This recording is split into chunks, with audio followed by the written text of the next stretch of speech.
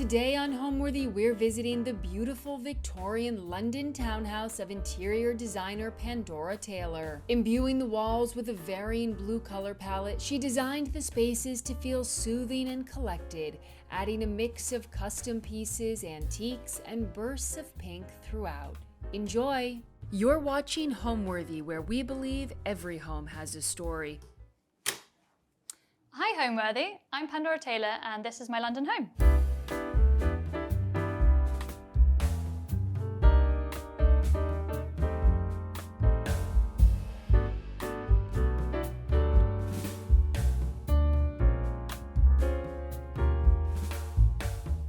So here we are in the entrance hall. As you'll see as we go around the house, lots of the rooms are quite bright and various shades of blue. Anyway, I always knew that I wanted the entrance to be a bit darker and moodier and just kind of experiment with a much darker space.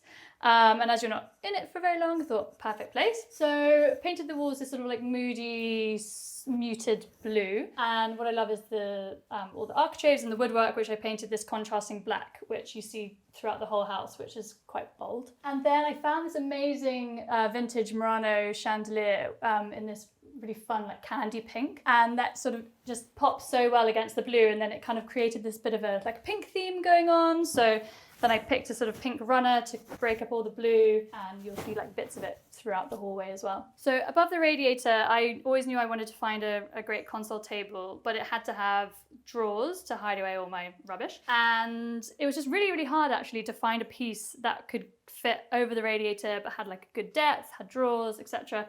And I didn't want to spend loads of money on making something bespoke. So in the end, I found this amazing mid-century piece, which sort of ticked all the boxes and was absolutely fantastic. And I've actually made it since for clients because they love it as well. And then I just love these little decorative sconces either side of the mirror. I've never actually been brave enough to light the candles, but I feel like it would be a vibe. And then you'll also see around the house lots of kind of antiques, quite a lot of antiques actually. And I love this piece. This was actually hung in my grandma's hallway.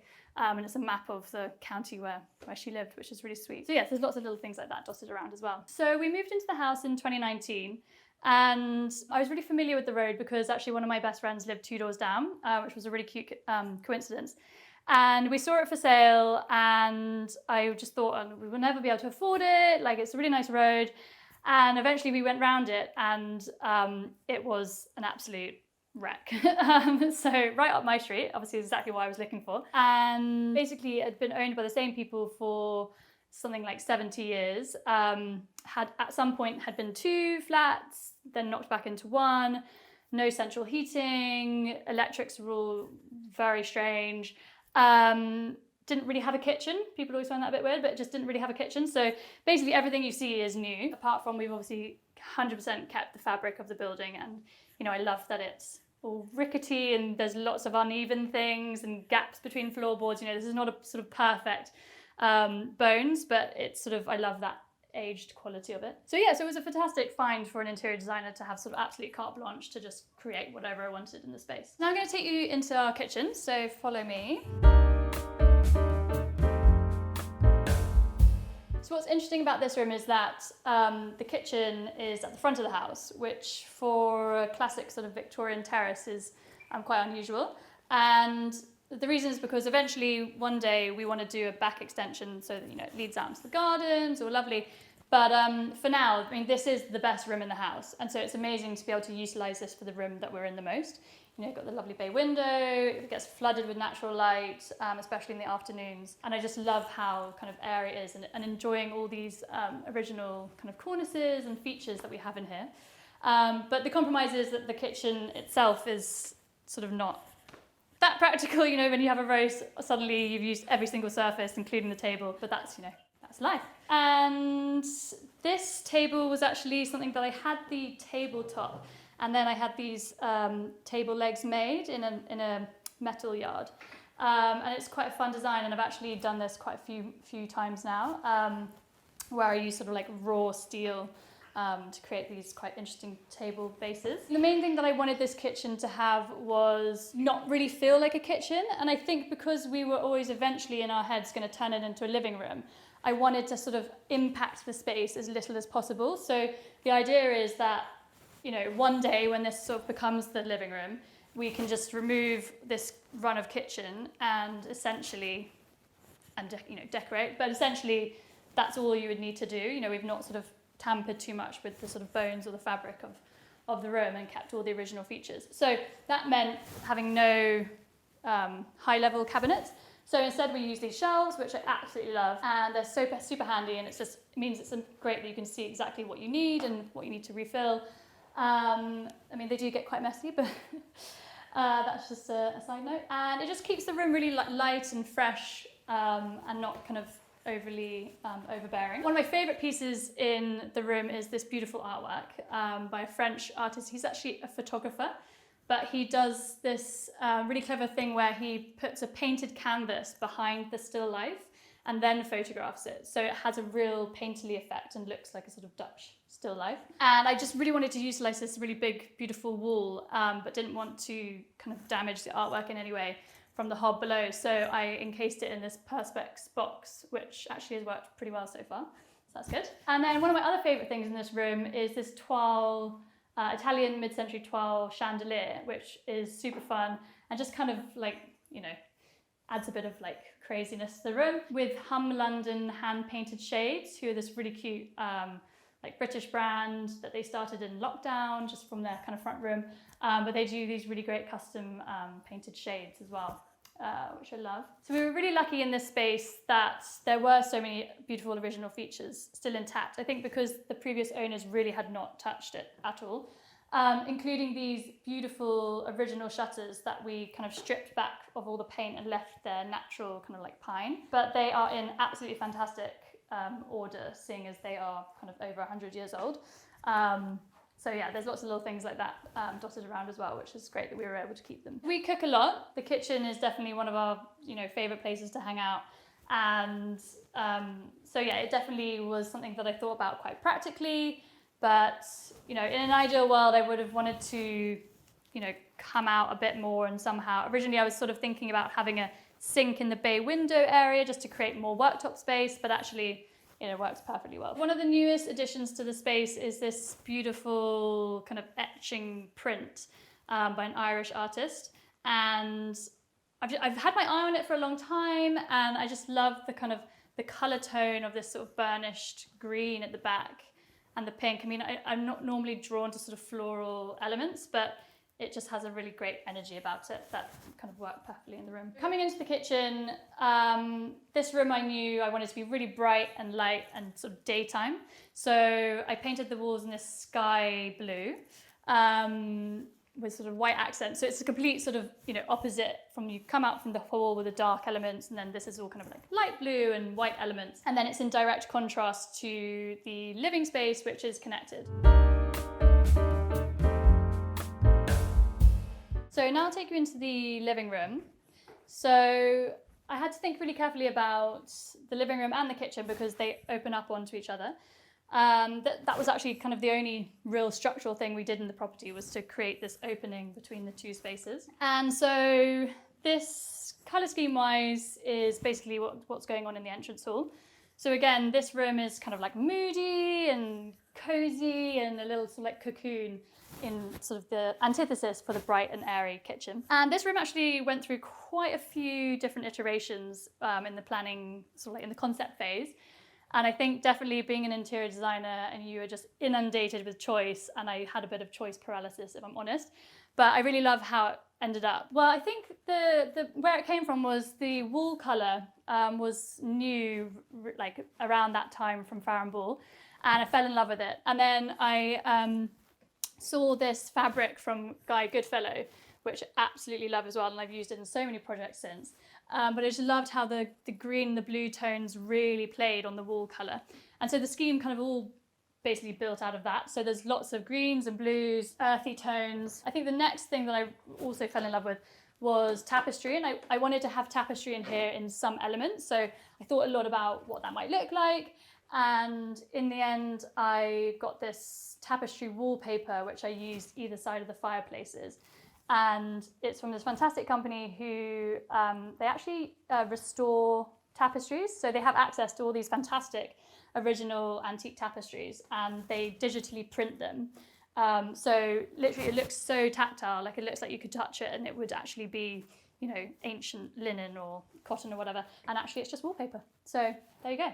And then the fireplaces. So originally, oddly, I don't know what had happened to the fireplaces, but there were no kind of interesting mantelpieces in any of the house. And I don't know if that's original or, you know, they're all very simple timber, like painted timber, simple designs.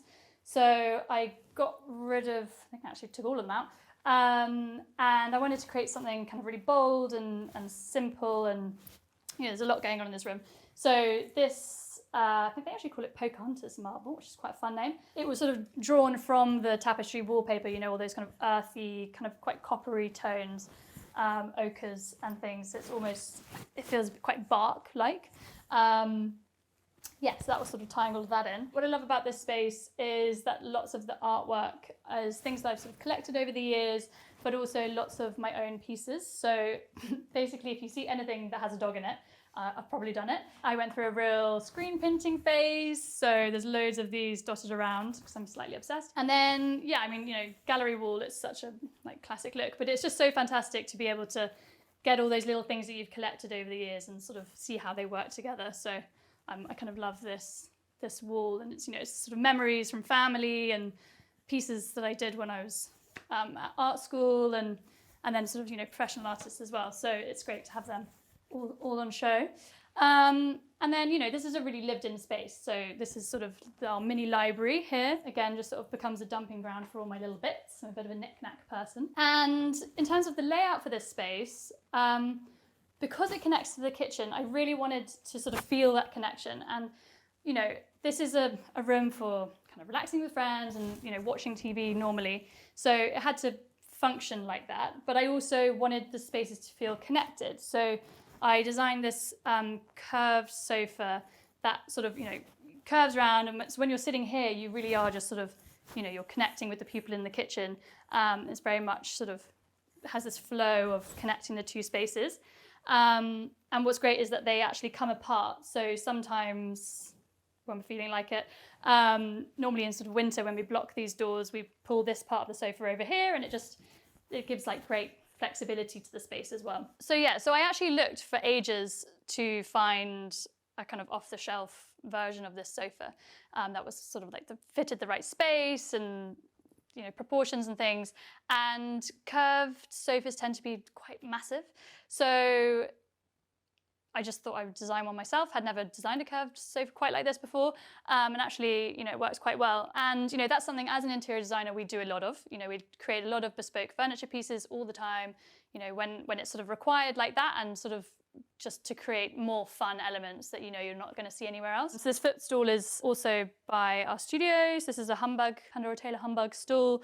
And I designed it actually first for this space. And because I didn't want a coffee table kind of taking up all the room that you constantly have to walk around.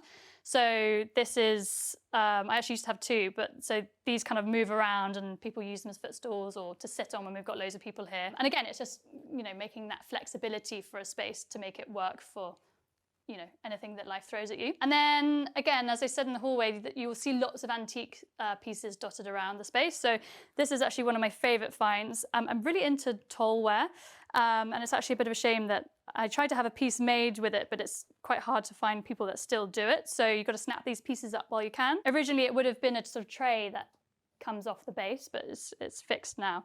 But yeah, the green and everything about it just sort of really spoke to me for this room. To things like this sort of really heavily gilt-framed mirror, which I love, and just sort of dotted around. And then this is sort of my kind of mad collection of bits. I couldn't even tell you where I've got all of this stuff over the years, but, you know, I'm like a magpie, you know, I see these things that I love and then they end up on the shelves. So this is one of my favorite ceramic pieces by a Dutch, or maybe she's Dutch, artist called Dumb Ceramica, which I think is a perfect name. So that's the newest piece to come. This room doesn't have any overhead lighting, no spotlights, no pendants, because I wanted to keep it really kind of moody and soft. And I have a weird thing about mid-century bulb lighting. I didn't know that I had it, but I'm extremely drawn to them. So the piece behind us actually is, or over there, is a kind of classic mid-century floor lamp. You'll see quite a lot of them. But I used one in a project and absolutely fell in love with it, and it just fits perfectly in that space. And then these pieces behind me, they were actually left over. They're from a American brand called Allied Maker. And they had sent us the wrong size and then never asked for them back because like shipping to America is so expensive. So I managed to kind of make them into a full light by getting a light fixing behind them and using them there, which I absolutely love. Oh yeah, and then this is actually one of my favorite pieces, the little shell lamp, which I saw on a vintage site and again fell in love with, and sort of before I knew I'd purchased it. But it's absolutely one of my favorite pieces, and again it's this sort of candy pink that you see kind of dotted out over the house. So we like to entertain a lot, and definitely it sort of, you know, ends up starting milling in the kitchen, overflows when everyone gets a bit more tired, or, you know, whatever, sitting in the sofa. And then, yeah, it's great because it opens right up into the garden. And, you know, sometimes we eat outside if we can, it being England, not very often. But yeah, so this is sort of the main heart of the home, really. So now I'll take you to the next room in the house, which is the master bathroom.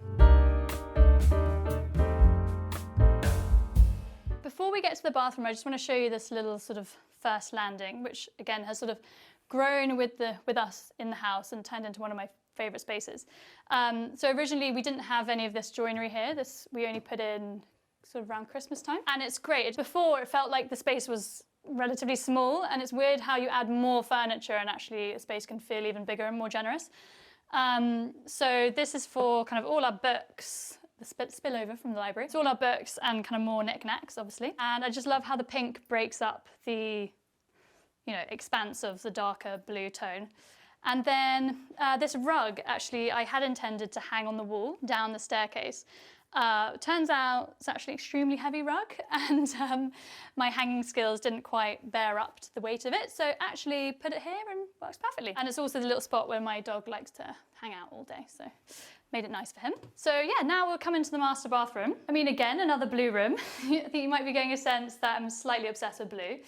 But I mean, honestly, it just kind of is the best colour. So this is sort of like a mid-tone blue, so it's sort of like fresh and vibrant and kind of really gets you going for the morning.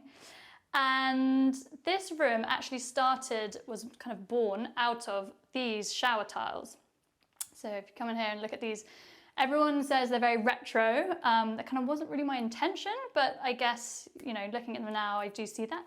And kind of like pink and reds, it's not normally colour tones that I'm drawn to, but I saw them at a trade show and just kind of was so drawn to them because they were so unusual and I hadn't seen anything like that before. So I thought I had to have them, and then kind of built the scheme up around those. This sort of crazy marble floor, which the builder had not such great things to say about, but I mean, we won't go in there. But I think it's fantastic, and basically I took the tiles and the paint colour to the marble yard, and I wasn't really sure what direction I wanted to go in, and I put them against the green and they just all kind of popped like big time, and I just fell in love with the scheme. And yeah, every time I come in here, I mean, I absolutely love this room. You know, it's so much energy, kind of hits you from all angles, and it just kind of weirdly all works together. So I toyed with a few different layouts for this space, and originally this was just a bathroom, and then the shower space was a separate WC, but we connected them, knocked them through, and created this arched opening into the shower. So yeah, I toyed with various aspects of, you know, maybe putting the WC in there and all these things, but basically, realistically, wanted the vanity unit to have as much space, be super functional, you know, definitely wanted to have the 2 sinks. So this wall kind of worked perfectly for it. And I had this bespoke piece of joinery made, and I wanted it to feel kind of interesting and not just like a bathroom cabinet that you kind of see everywhere. And so I created this, it's sort of inspired by old shop furniture, you know, when you see like huge banks of drawers. And I found these vintage cabinet handles that I loved, that I knew I wanted to use. And yeah, I mean, again, I absolutely love this piece, and I haven't really seen anything like this around, and that's what I like to do with my interiors, is I'm always thinking, you know, of what I can do to make this slightly different to, you know, just everything that you see on a day-to-day basis. Also, one of my favourite things has to be this cafe curtain that I actually made. And this was my first ever cafe curtain, and I thought it went pretty well. And it's made out of a sewn fabric. That she does these incredible kind of, she calls them linen lawn fabrics, but they're just perfect for cafe curtains with this subtle kind of scrolling fern design on it. But it just softens up the space. I mean, obviously it's for privacy, but it just adds so much more than that. And, you know, when clients come to me and they say, oh, I don't know if I want curtains, you know, I always say yes, because they just sort of totally finish a space and kind of lift it to somewhere you want to live, basically. So this is the master bedroom, and this is probably the biggest room in the house. And I came from a flat that had a very tiny bedroom, which you sort of had to clamber over the bed to get to all sorts of angles of the room. So this was absolutely such a treat to have so much space. And I toyed with the idea of kind of like dividing it into an ante-chamber that would have the dressing area in that space because it has its own window. But actually, I love that we didn't, and although it might annoy me that my husband wakes me up every morning getting dressed, actually it's you know, it's such a privilege in London to have such a big space for one room. So I mean, yeah, I mean the biggest feature in this space are the built-in wardrobes, and I spent a long time kind of working out exactly what we needed and space-wise, and then wanted to keep them sort of simple. You know, I didn't want them to sort of become overbearing or be too overly designed. So I just used this natural burr oak veneer with these fantastic French design handles, which I was also crushing on at the time. And yeah, so I mean, it might look quite full, but you know, in essence, it's quite a simple, pared back for me, design. And it's quite a tall room. So, you know, some people might have thought to go all the way up to the ceiling, but actually, you know, I wanted to keep the cornice intact. You know, I didn't want to sort of disrupt the fabric of the room too much, and, you know, I kind of think it works perfectly as it is. So I talked about how I changed all of the fireplaces that we sort of kept, and this is no exception. And I'd sort of designed the whole room and then still couldn't work out what I wanted to do with the space, with the fireplace. I thought about looking for kind of antique marble piece, you know, that was like really wow, or all sorts of ideas. But A, I didn't want it to cost too much, and B, I just wanted, again, to sort of something that, you know, all the kind of antique pieces just didn't sit quite right with the room, and, you know, what I was trying to say, you know, they wouldn't have been in a bedroom of this, you know, in this house, in that room. It didn't feel authentic to me, so I went completely different. And I'd actually been inspired by the Berlinium. They do tiles and bathrooms, but they do some amazing in situ kind of ideas of their tiles, and they'd done an amazing kind of real mid-century, again, that kind of retro vibe fireplace in some of these terra firma tiles. So that kind of gave me the idea. And then, so I used their tiles and sort of designed this piece, which was a bit like creating a kind of Tetris piece, because I was, you know, fixed by the shape and size of the tiles. So that kind of determined the width and the height and basically how it all worked. But what's come out is fantastic, because it's sort of, you know, it's totally kind of random and different to what you normally see, but somehow it sort of works with all the other elements in the space. And I think part of that is the colourway, the kind of black and the greens. It kind of really works. And then the artwork above it was actually something that I bought from an art fair. I didn't have anywhere to put it, but just absolutely loved it. And just, I really like the idea of, you know, artwork can be really hard to source when you're kind of looking for it. So I feel like when you find something that you love, you kind of just have to go for it and then find somewhere to put it later. But again, weirdly, like absolutely perfectly goes in here with the scheme. And yeah, absolutely love it. And then love these. These are by a plasterwork artist called Viola Linari. And I've used these in quite a lot of my projects now, because you just can't not love them. So all my clients love them and they all want them as well, which is totally fair enough.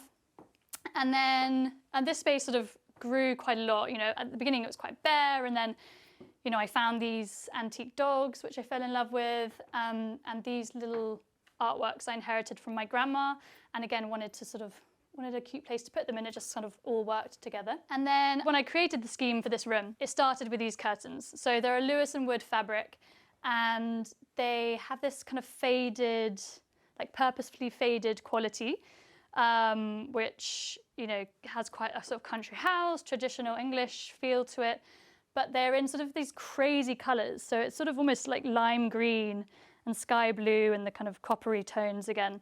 And that's where I pulled all the kind of other colours and fabric schemes from for the room. So then for the bed, always knew that I wanted to create a kind of really high impact bed. So, you know, it's a big room, big spaces, lots of wall. And again, I've got the kind of sky blue walls in here because kind of basically my favourite colour. And wanted the space to feel light and bright, but also, you know, have impact. So knew I wanted to do something big with the bed, and I toyed with having a kind of canopy style, but didn't want to fight with my amazing curtains. So settled on a headboard, but just it was in a period where I was really trying to experiment with shape and what furniture should look like and kind of breaking boundaries a bit. So I was just really tired of seeing kind of like rectangular headboards. So I created this headboard that's got kind of like really severe angles, and it sort of comes out further than the width of the bed in a kind of asymmetric style. And it was actually this sort of like weird kind of like semi-awake, semi-asleep dream I had. It just sort of kind of appeared to me basically. And I just sort of had to do it. It's kind of mad, but I absolutely love it. And then above, this was a later edition. Again, it was a piece that I kind of saw in a show, loved it, didn't have anywhere to put it. And this was actually the only space we had enough wall space because everything else is covered in shelves and artwork. But the kind of oranges really go, and it picks up on all the other black tones in the room. So even though, yeah, my husband thinks it's a bit of a weird sort of subject matter to have in the bedroom, but I mean, I think it works. And then the bedside tables, something I designed for this space. I was kind of experimenting with this design a bit because I'd sort of fallen in love with this kind of style. And so I created two different ones. One's got a cupboard and one's just a drawer. And I sell them on my website as well. But they're just sort of like the perfect bedside table, basically. You know, everything you want, super smart. And again, it's like picking up on all those grounding black tones that are sort of dotted throughout the kind of quite bright room. And then fell in love with these lamps. They're by Bert Frank, who are a fantastic British designer company. And yeah, again, I sort of loved how everything in here is slightly, there's not a sort of theme. It's not kind of traditional, or it's not kind of all mid-century, but it's just got sort of each piece is individual to itself and doesn't kind of match, but weirdly goes. Although having said that, I do have a lot of mid-century pieces, and this armchair is no exception. Again, it was that sort of thing of seeing it online, falling in love with it, and then sourcing it. And there's a design that normally comes in leather, like how it was originally made in the sort of 60s, it was normally always in leather. But the leather was like not that great, so had it reupholstered in linen and this incredible sheepskin from Sweden, which yeah, is actually the comfiest chair I've ever sat in, and once you get in it, you kind of don't really ever want to get out. And luckily, we have all the space, so it was basically the only place it can fit because it's quite big.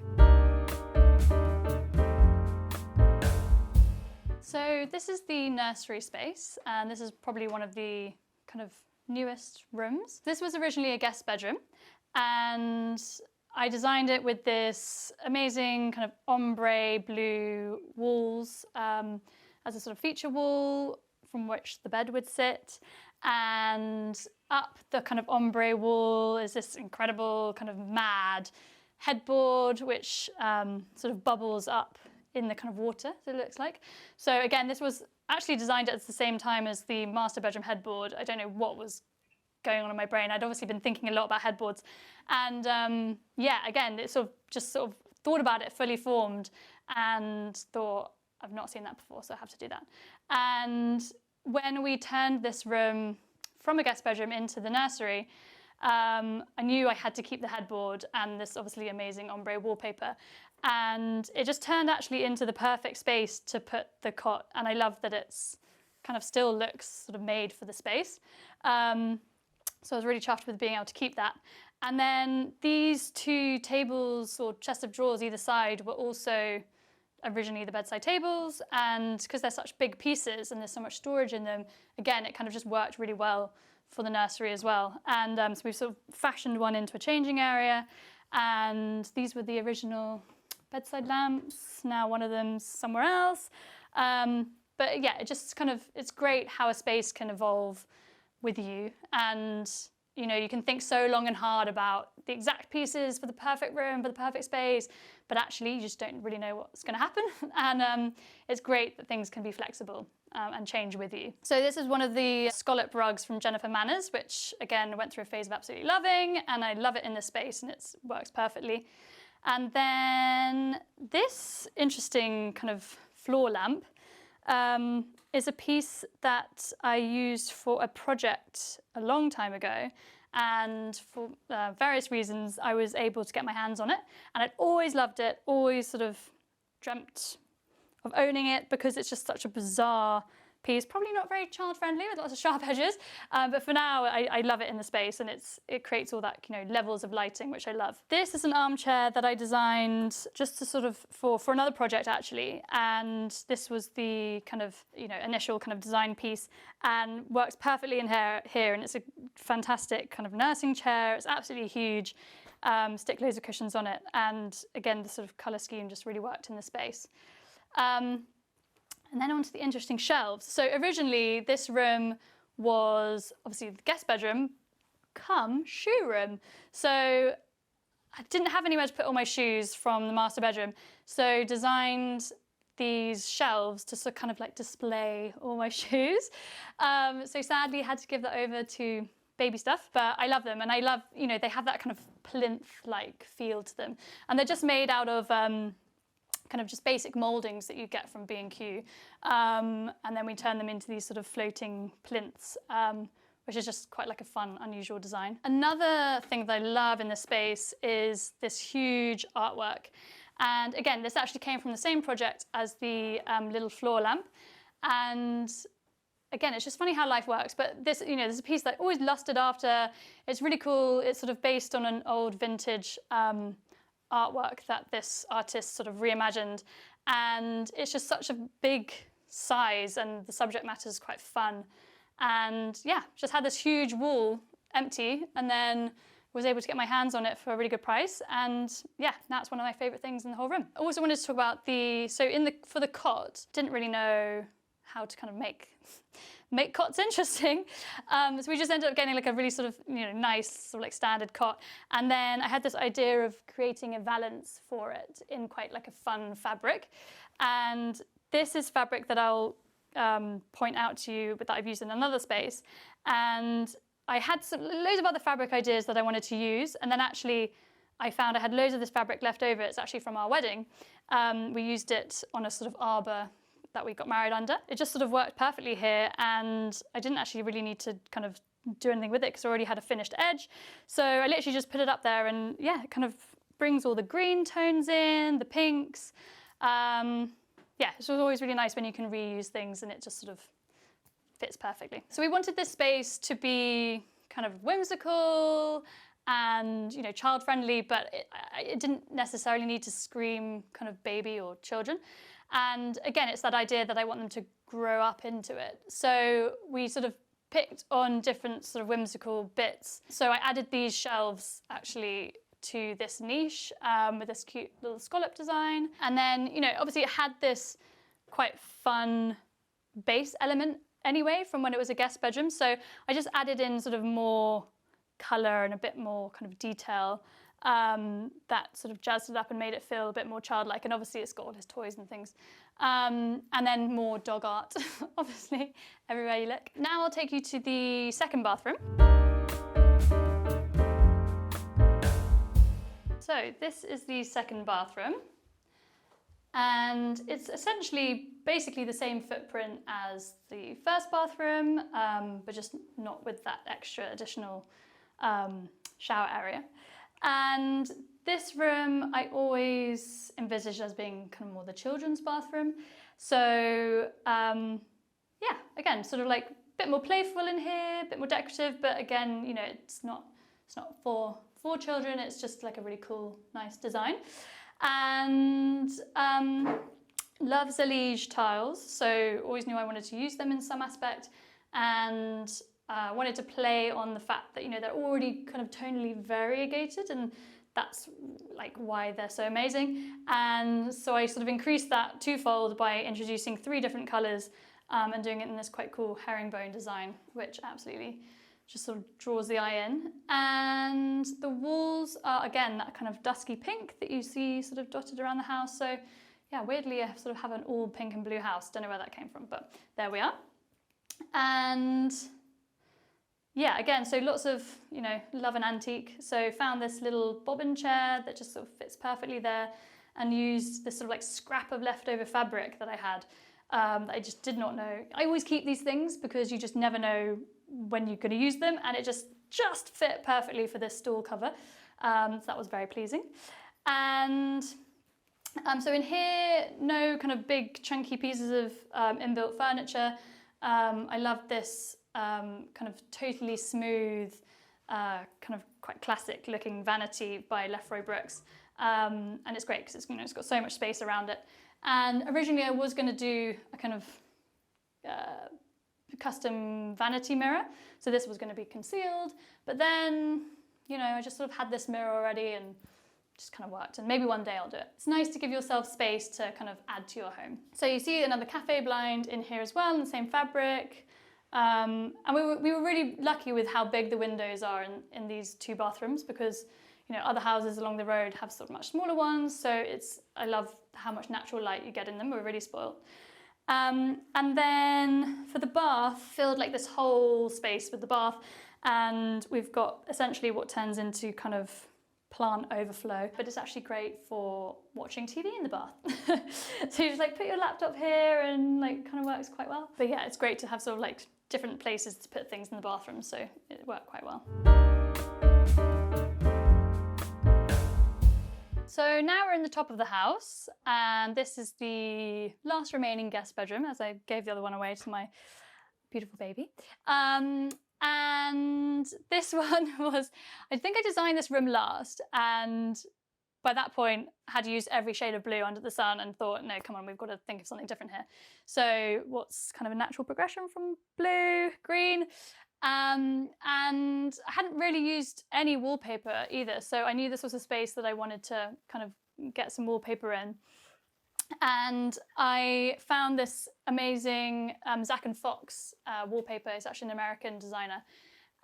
It's just really cool. It sort of has that, I'm really drawn to kind of patterns that are sort of traditional in their vibe, but not actually traditional, you know, not overly chintz or country house. And this just has this really interesting, it almost looks like hieroglyphs, I feel, but yeah, it's just a kind of like random pattern in this gold. And then, so yeah, so this was the kind of inspiration for the room. And then I painted everything green and found this gorgeous little green colour called Jewel Beetle, which is a fantastic name and is, from all my research, the most vibrant and kind of like delicious kind of darkish green. And then I sort of didn't really know what to do for the bed, but was sourcing for another project and came across this antique brass bed, and I just thought it was absolutely perfect for this space because it pulls on the gold from the wallpaper. So all in all, it sort of has turned into what I call like the granny annex, and funnily enough, all the grannies do like to stay here. And again, it's got lots of things that I've sort of inherited from my grandma, these beautiful like Staffordshire pieces, and I found these candle sconces in an antiques market, which I thought were quite cool. So created this kind of little moment around the fireplace, which not actually a fireplace. So this is actually, has a radiator behind it, and I wanted to create, you know, the kind of feel of a fireplace, but functionally it's actually just a radiator. So again, this is the same fabric that I used on the cot valance in the nursery, and it's just perfect because it's quite thin, and so it lets all the heat in, but it just hides the radiator below, and then it's just a great little shelf to use for all sorts of bits. And then we quite simply just sort of hung a rail in here. You know, by this point we're sort of running out of steam, so the things got a little bit more simple, and it's sort of used as kind of overflow from the wardrobe down there. But it ends up being a sort of perfect little room, basically. And it's got all sorts of fun bits. So I designed this bedside table for another project, and we now sell it on our website, but I love it in here. And then, yeah, just all these sort of little quirky bits that kind of find their way into this room when I don't know where else to put them, with this sort of hand embroidered lamp, which is sort of quite cool. So this was an old chest of drawers that I had already, and I kind of just managed to squeeze the bed and the chest of drawers in this kind of Tetris setup, so it works perfectly. And this beautiful kind of mirror sits on it like just the right size. And again, this was another piece that I inherited from my grandma. So yeah, there's so many of her pieces. I'm very fortunate to be able to keep lots of them that you sort of see dotted around the house, and it's really nice because they're pieces that are so familiar to me, and now seeing them kind of on a daily basis in a new environment is really, you know, sometimes I think about them during the day, which is really nice. So for me, what makes a house a home is really having all of your favourite bits around you. I mean, as you know, I've sort of run you through everything, and what you'll probably take from it is that there's lots of kind of art collected over the time, you know, art that I've made myself, all my kind of weird knickknacks that I've fallen in love with, and, you know, it's just creating that space where you feel completely safe to like have all of your loved pieces on display. And yeah, that's what makes my house my home. Thanks for watching. Be sure to go to homeworthy.com for exclusive content, shopping guides, and so much more.